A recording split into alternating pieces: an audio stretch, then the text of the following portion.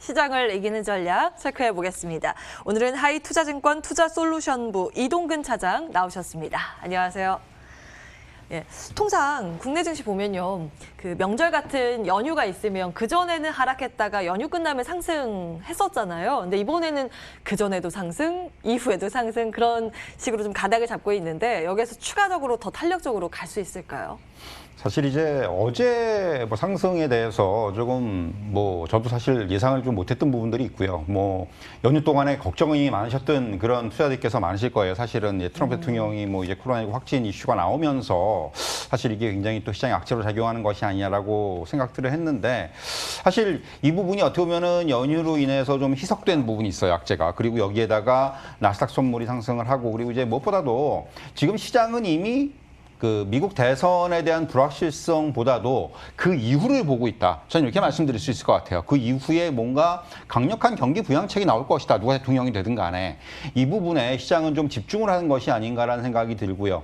최근에 보시면은 그 미국 어떤 그 IB들, 그 대형 IB들의 어떤 전망을 보면은 이런 방향을 가리키고 있습니다. 이미 그 대선 이후에 뭔가 이제 이런 최근에 어떻게 보면 이제 트럼프 대통령이 확진이 나오면서, 코로나19 확진이 나오면서 지금 뭐 대선의 어떤 판도가 바이든 후보 쪽으로 좀 유리하게 작용을 했던 부분. 결국 이렇게 민주당 정권이 역대로 보면은 공화당 정권에 비해서 상당히 이런 어떤 그 재정 정책, 부양책을 강하게 썼던 그런 경험이 있고, 지금 이미 뭐 계속해서 협상을 벌이고 있는 부양책 같은 경우도 민주당의 어떤 그 안이 훨씬 더 공격적이거든요. 이런 걸 놓고 보더라도 결국은 이러한 기대감들, 대선까지 어떤 불확실성은 이미 시장에 알려져 있는, 이미 오픈되어 있는 악재고, 그 이후에 나타날 수 있는 어떤 호재에 대해서 시장은 지금 반영을 하고 이렇게 말씀드릴 수가 있겠고요.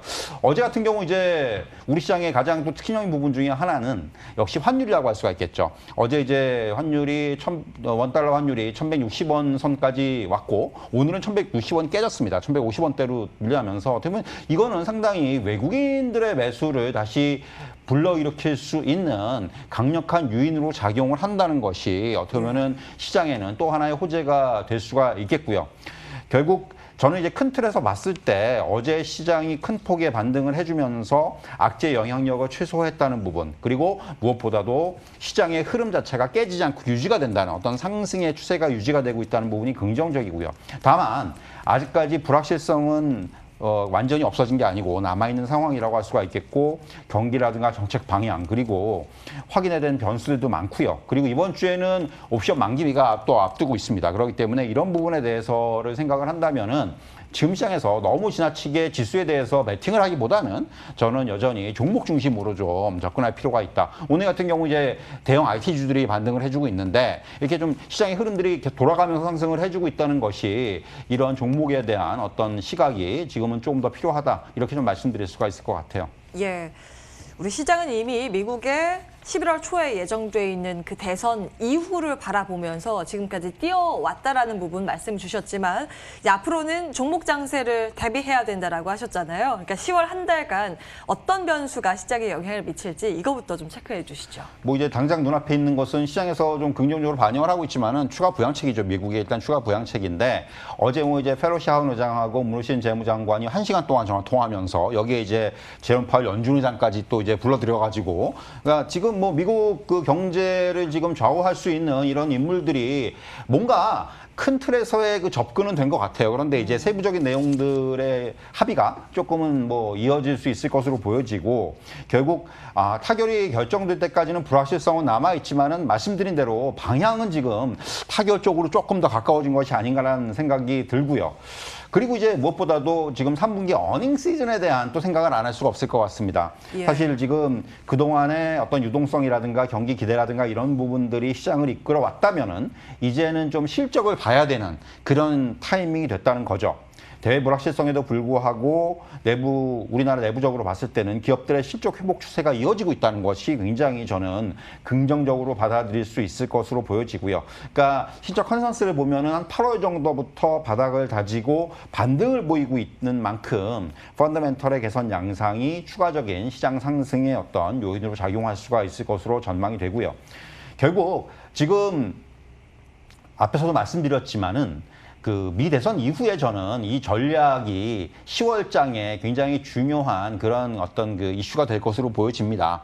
말씀드린 대로 누가 되든 간에 물론 지금 바이든 후보가 조금 더 유리하게 나오고 있습니다만은 결국 경제 회복이라든가 재정 지출을 통해서 내수 경기를 재건하려는 방향은 같을 수밖에 없다는 거고요. 결국 이러한 부분들이 어떻게 보면 증시에는 조금 더 빠르게 직접적으로 영향을 미칠 수가 있어요. 이런 그 재정 정책이라는 부분이 결국 이 부분이 10월장을 좀 견인할 수 있는 가장 중요한 그런 역시 이슈가 아닌가라는 생각이 들고 그런 의미에서 저는 뭐 국내 증시도 지금 2350선까지 이제 돌파하고 2360선 돌파하고 있는데 저는 뭐 조금 더 어떻게 보면 9월장보다는 훨씬 더 좀 긍정적인 움직임이 나타날 수 있지 않겠는가라는 그런 말씀을 드려봅니다. 이게 변수들 흐름들 체크하면서 그에 맞는 또 대응이 필요하지 않을까 싶습니다. 10월에 대해서는 그래도 긍정적인 평가 주셨는데요. 이제 기업별 이슈 정리를 해볼까요? 아무래도 오늘 빅히트 엔터테인먼트 공모주 청약이 마감되는 날이라서 일반 청약이 어제 오늘 이렇게 진행이 되잖아요. 근데 첫날 보면 증거금이 카카오 게임즈 절반 수준이라서 약간 아쉽다라는 분위기가 있기는 있습니다. 어떻게 분석하고 계세요? 뭐 이제 그런 표현을 드리고 싶은데 좀 학습 효과라는 표현을 드리고 싶어요. 그러니까 이런 거죠. 그러니까 돈을 많이 넣어도 별로 못 받더라. 별로 이렇게 얻을 수 있는 수익이 들인 노력에 비해서 크지가 않더라는 그런 심리가 좀 있는 것 같고요. 무엇보다도 이제 뭐 그런 얘기들 하지 않습니까? 뭐 1억 넣어야 한 주 받는다 뭐 이런 얘기들이 많이 돌면서 사실 어떻게 보면 어제 좀 그런 분위기 형성이 됐고 또 이제 또 다른 이유로는 역시 어제 이제 연휴가 끝나고 첫 거래일이라는 점이 또 작용을 했고 통상적으로 청약 둘째 날에 좀 투자자가 몰린다는 부분도 오늘까지 좀 이제 확인할 필요가 있지 않겠나는 말씀 드릴 수 있겠고. 첫날은 눈치 보기. 그렇죠. 눈치 보기죠. 그리고 또 이제 그런 것도 있어요. 카카오 게임즈 같은 경우 우리가 이제 속된 표현으로 따상상 하고 나서 계속 빠졌어요. 그리고 짧았죠. 네, 사실 어떻게 보면은 고점에 물리신 분들은 참 난감하는 그런 상황이 될 수가 있었던 거고 SK바이오팜 같은 경우도 또 이제 어제 같은 경우 하필이면 또 그 이제 그 락업 걸려있던 물량이 나오면서 공교롭게도 이게 또 주가가 많이 빠졌고, 그러니까 어떻게 보면 이런 것들이 그 투자 심리, 어떤 이 IPO에 대한 심리가 좀 이제 꺾일 수 있는 그런 요인들을 제공했다는 부분들이 있고요. 그리고 이제 무엇보다 빼놓을 수 없는 부분이 좀 빅히트가 조금 주가가 비싸다는 이제 그런 얘기들이 나오고 있는 거니까 이게 애널리스트들도 지금 이 적정가에 대해서 워낙 평가가 엇갈립니다. 굉장히 편차가 커요. 그러다 보니까 이 밸류에이션에 대해서 어떻게 이 반영을 해야 될지에 대한 논란들 이런 것들도 어느 정도 좀 작용을 하고 있는 것으로 보여지고요. 다만 이제 이 빅히트 엔터의 청약에서 제가 좀 이제 확인할 수 있는 부분은 역시 시장의 유동성은 많다.